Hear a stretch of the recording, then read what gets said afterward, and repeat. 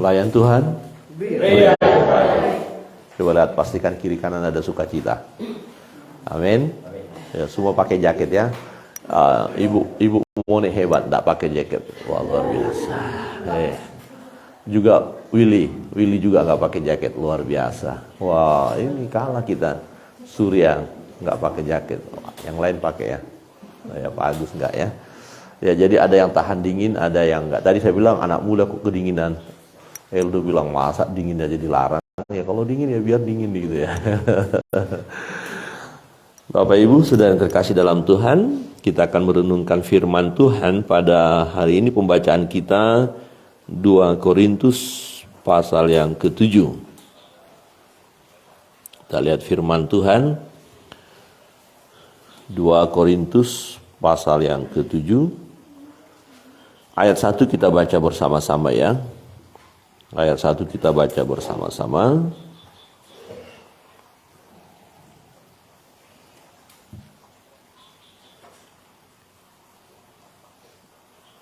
Sudah menemukan? 1, 2, 3.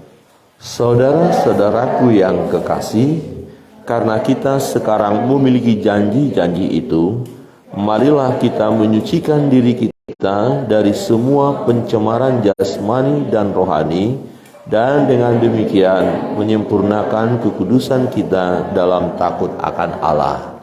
Amin. Nah, di dalam bagian ini Rasul Paulus mengingatkan, menasehati jemaat ya, supaya hidup kudus di hadapan Tuhan. Walaupun nanti dalam semua nasihat itu, teguran ya akan membuat umat itu berduka. Tapi duka cita itu akan membawa sukacita, kebahagiaan.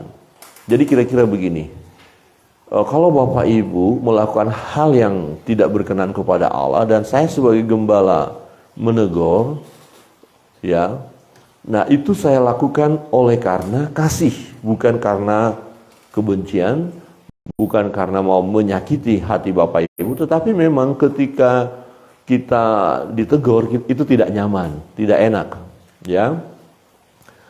Ya, selamat datang nona-nona generasi penerus Gekri ya, mantap.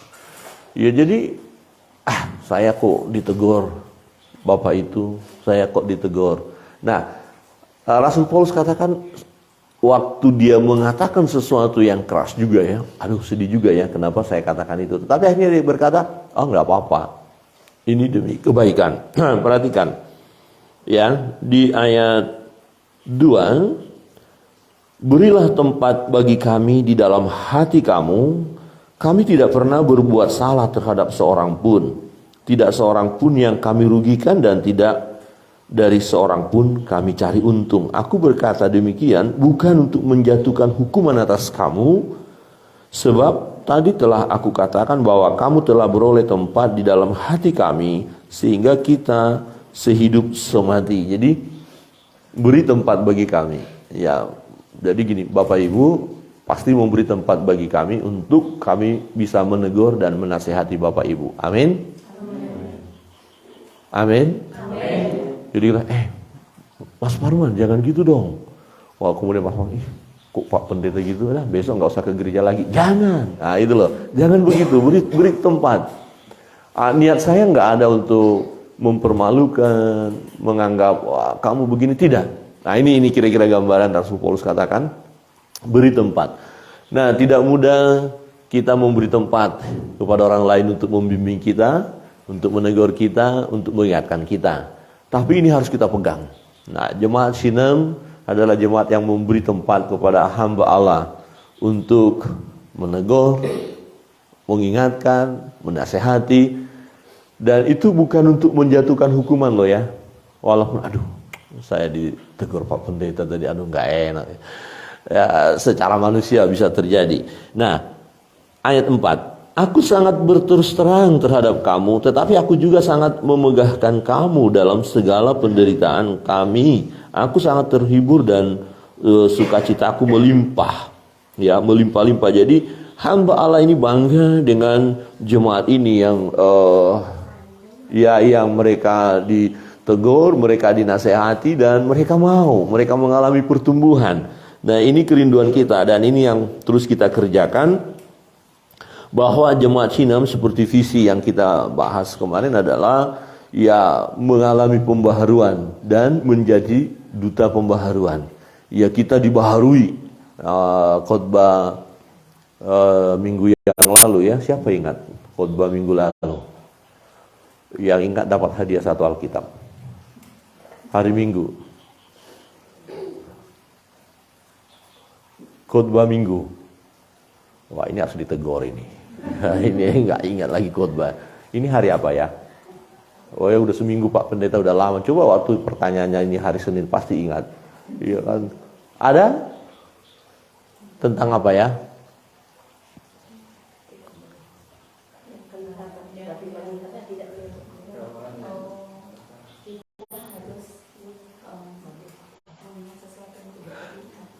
Itu salah satu poin, tapi intinya apa? Tentang yang ini yang kita baru bahas juga, kok ini kelanjutan. Oh, kalau gitu, pasal berapa? Kitab apa? Ya? Tidak jauh dari pembacaan hari ini. 2 Korintus 4. Tapi karena lama jadi nggak dapat hadiah. 2 Korintus 4. Oke. Berarti nggak dapat ya, karena tidak ada langsung satu. Oke, tapi tentang apa?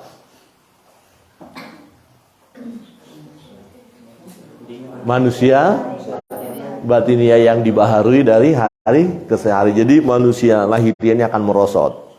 Ya, semakin tua kita ya. Semakin ingat ya, semakin tua semakin gitu ya. Ya, anak muda oke lah sekarang berbangga, tapi nanti rasakan juga kan tua. Ya, akan kedinginan juga gini-gini juga ya. Ya. Dibaharui. Oke. Tapi tetap tidak dapat hadiah Bapak Ibu ya. Alkitabnya masih saya simpan. Ya. Oh, tapi udah agak terlambat Pak tadi. Ya. Nah, kita lanjutkan. Perhatikan. Ya. Jadi hamba Allah ini bangga dengan jemaat karena walaupun ditegur, tetapi secara pribadi dia merasa, aduh kenapa saya tadi harus sampaikan. Jadi menegur itu nggak gampang loh ya, pasti ya. Ya, menegur seseorang nanti dituduh begini nggak, tapi memang niatnya kan baik untuk hal yang baik. Jadi mari kita belajar juga untuk melakukan, tapi dengan kasih ya. Nah, perhatikan begini di ayat 8. Jadi meskipun aku telah menyedihkan hatimu dengan suratku itu, jadi agak keras juga surat itu, meminta mereka untuk sungguh-sungguh, nanti kita lihat ayat pertama itu, supaya benar-benar menjaga hidup kudus di hadapan Allah. Ya, jadi kalau misalnya ada yang mulai neko-neko, macam-macam, jangan gitu. Ya, jaga hidup kudus, nah, kira-kira gitu. Ya, kadang-kadang ada seseorang yang tidak disukai ya, misalnya begini. Katakanlah di gereja, kalau anak-anak muda candanya sudah mungkin pengurus, misalnya begini,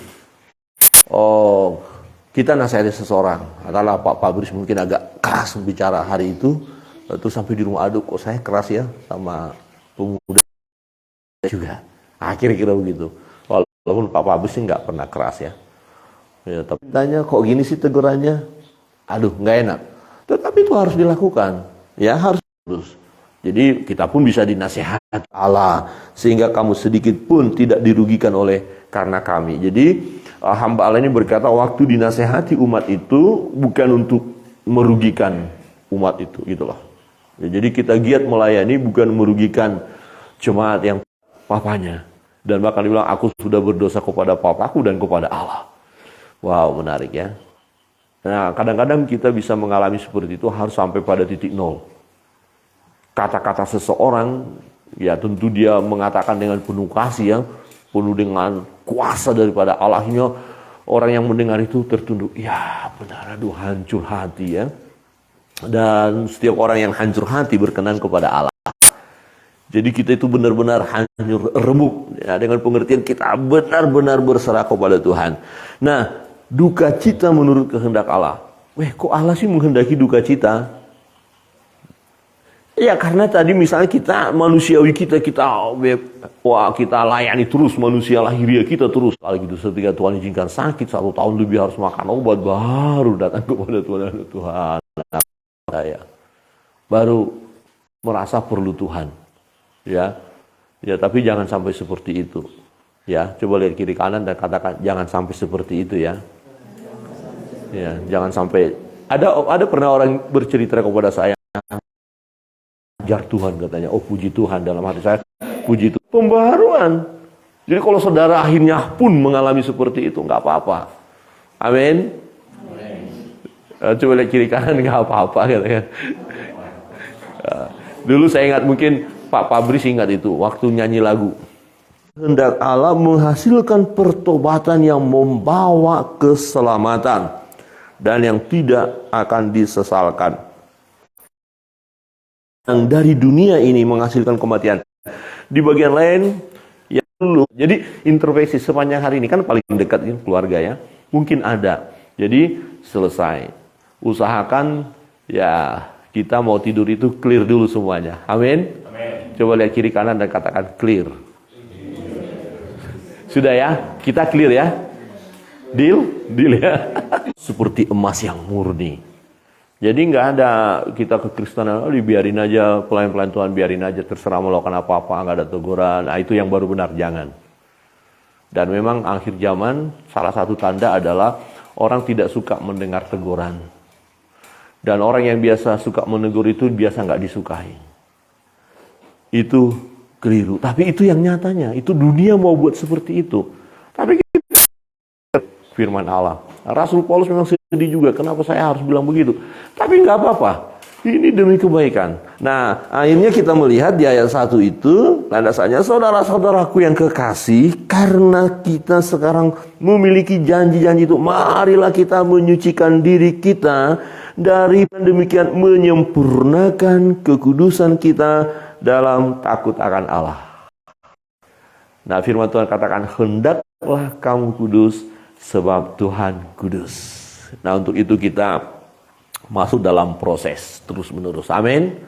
Semua kita, ya, semua kita terus masuk dalam proses itu.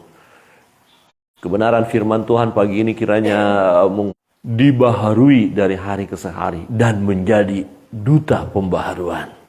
Ya, artinya membawa kabar sukacita kepada banyak orang. Dan ada tantangan di dalamnya. Tapi hadapilah, karena kita di hadapan Allah, bersyukur untuk firman Tuhan, kita terus dibaharui dari hari ke hari ya.